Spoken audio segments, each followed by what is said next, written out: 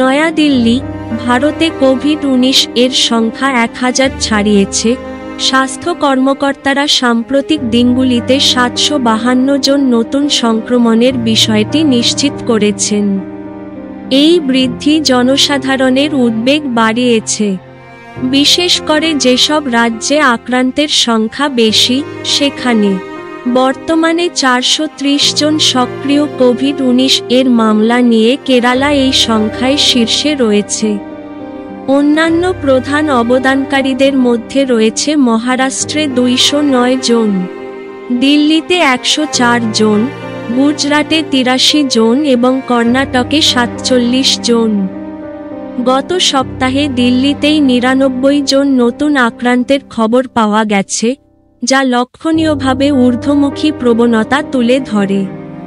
স্বাস্থ্য কর্মকর্তাদের মতে, নতুন আক্রান্তের বেশিরভাগই মৃদু বলে জানা গেছে এবং রোগীরা বাড়িতে ফিরে সুস্থ হয়ে উঠছেন।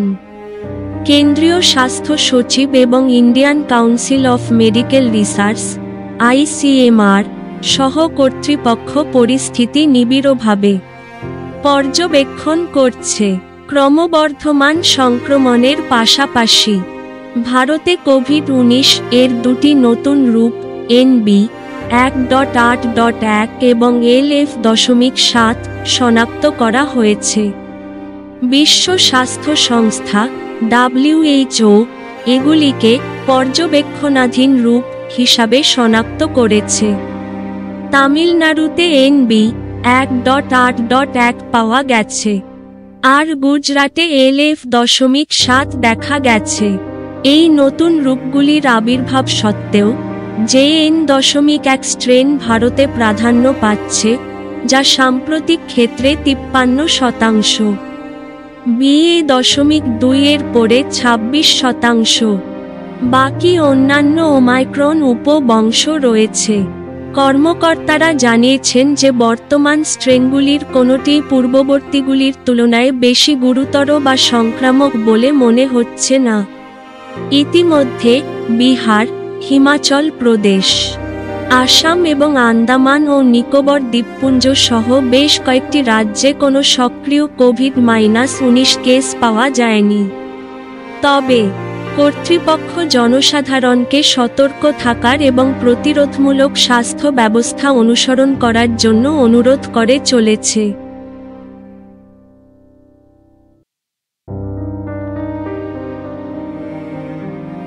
New Delhi. COVID-19 cases in India have crossed the 1,000 mark, with health officials confirming 752 new infections in recent days.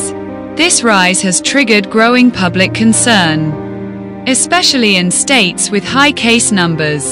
Kerala currently leads the surge with 430 active COVID-19 cases. Other major contributors include Maharashtra with 209 cases, Delhi with 104, Gujarat with 83, and Karnataka with 47. Delhi alone reported 99 new cases over the past week, highlighting a noticeable upward trend. Most of the new cases are reported to be mild, and patients are recovering at home, according to health officials. Authorities, including the Union Health Secretary and the Indian Council of Medical Research (ICMR), are closely monitoring the situation. In addition to rising infections, two new COVID-19 variants, NB.1.8.1 and LF.7, have been detected in India. The World Health Organization (WHO) has classified them as variants under monitoring. NB.1.8.1 was found in Tamil Nadu, while LF.7 emerged in Gujarat. Despite the appearance of these new variants, the JN.1 strain remains dominant in India, accounting for 53% of recent cases. BA.2 follows at 26%, with other Omicron sublineages making up the rest. Officials have stated that none of the current strains appear to be more severe or contagious than previous ones.